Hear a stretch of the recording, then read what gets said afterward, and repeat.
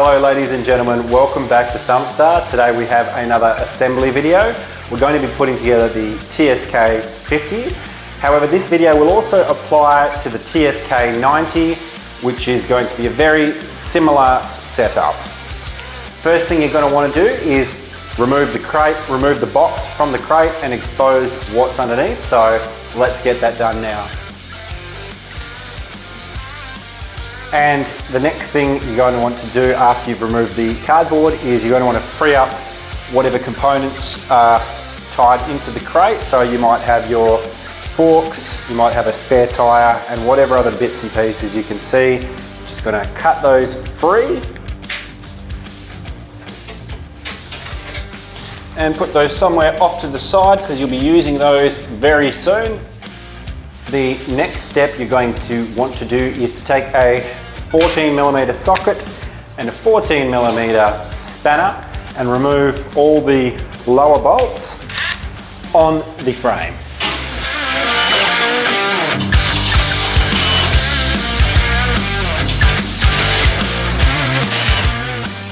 And that should now allow you to get access to the motorcycle. Have a look what's underneath and find out what you need to do for the next steps. The following step is going to be the removal of the wire. So just cut that free and get it out the way.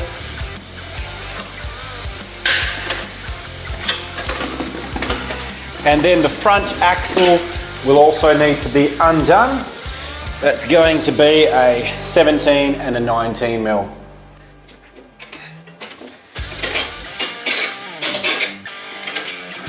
With that removed, now grab yourself a buddy, grab one end of the bike each, remove it from the crate, put it onto some kind of a work stand or bike lift, and then we'll go from there.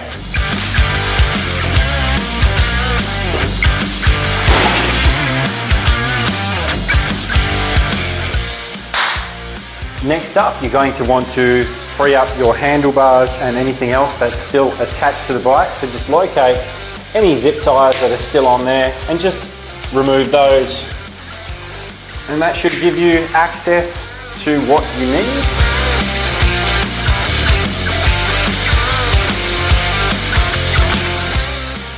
And then you just want to kind of mock your bars up just over the top like this to get you ready for the next step.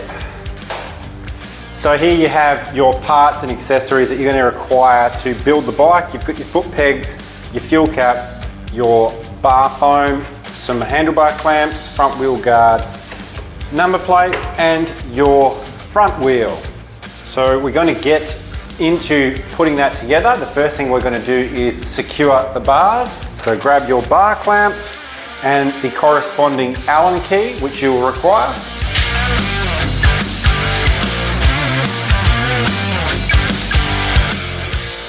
Get them started by hand to begin with.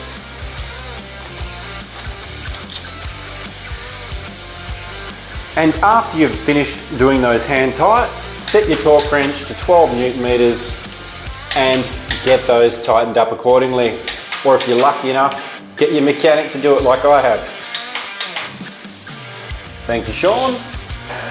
And with all your nuts and bolts, after you've finished with that, just give them a dab on the paint marker, and that's just going to allow you to see if anything has moved while you ride the bike.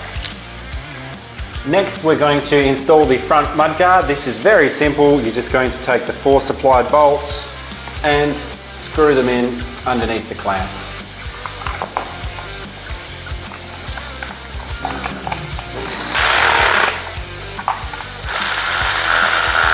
Just be sure not to over tighten these as we are going into plastic, so you don't want to be too vigorous.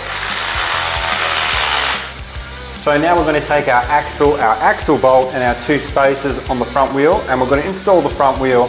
There is 2 different sizes, a smaller spacer and a longer spacer. We're going to put the longer spacer on the disc brake side.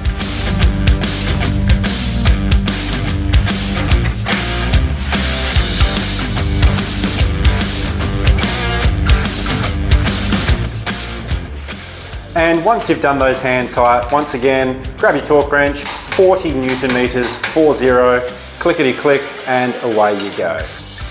Next up, we're going to take our brake caliper and secure that to the forks. Make sure you run the line through the inside of the fork there. That is the best way to do it. Then make sure you get the caliper over the disc and secure that accordingly. We're going to do that one to 17 Newton meters and then mark it with the paint marker.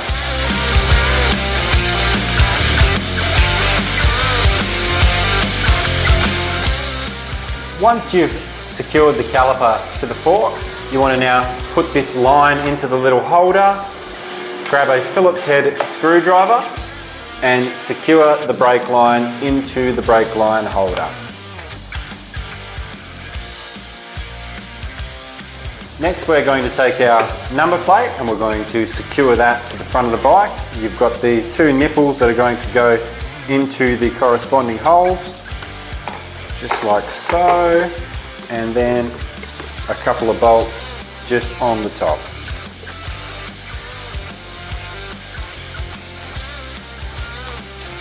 Now we're going to install the rear shock absorber to the frame. So you've just got the nut and bolts. Just going to want to line those up like so. Very simple.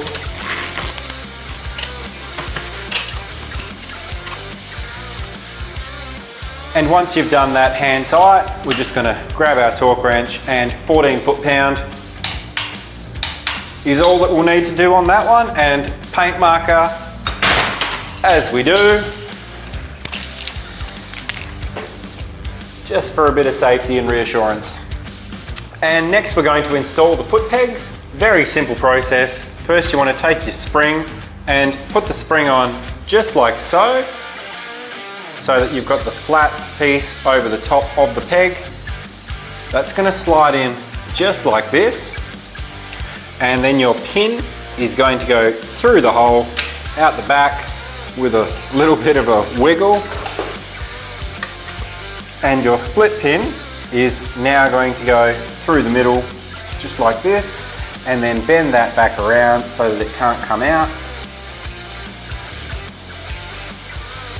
And repeat the process for the other side, and you've got your foot pegs all installed. The next thing we are going to do is remove the bodywork to get access to the battery. The two bolts we can see underneath the back here are going to have to come out. One here, and up the front you've got this one here and this one down underneath there. So once we've removed those, we'll be able to take the bodywork off in one piece, and that will give us access to the battery terminals. So with the battery connected, you're now going to want to reinstall your bodywork in the reverse motion of which it came off. Spread the body apart, place it over the top of the bike, and kind of wiggle it back on. You just want to get the thing sitting in there properly, like so, and then refasten all the nuts and bolts. So now we're getting towards our pre-start checks. We're going to check the oil level just by placing the dipstick against a rag, and then you can see that that is absolutely full and good to go. So the air filter should come pre-oiled from the factory, but it's always good just to check it, just to be sure. So just open that up and give it a bit of a rub. If you've got oil on your hands, you know that that filter has been oiled. This one's nice and ready to go, but like we say, always good just to check first. If you find that your filter is a little bit dry, you just want to get yourself some air filter oil and give it a nice little spray. So now we're going to look at our cable slack or throttle free play.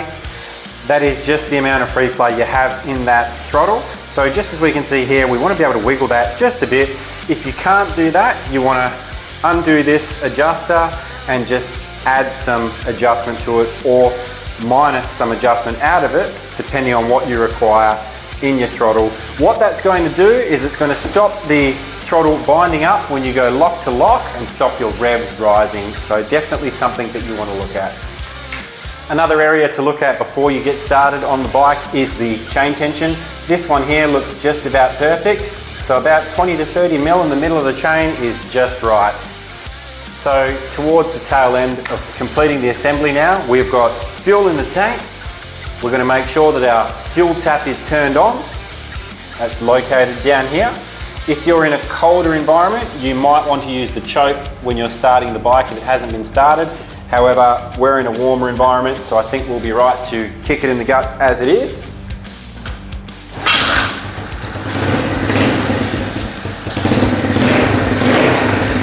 So just check everything is looking okay on the bike.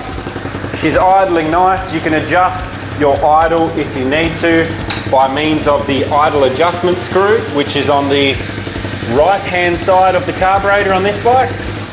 Sorry, left-hand side. So one of the last things you're going to want to do on the bike is remove the sticker protectors. This is quite simple. Just give it a bit of a scratch, get it started, and then just pull them off like so. Go all the way around the bike and complete that, and your bike is now ready to go. And don't forget guys, thanks for riding Thumpstar.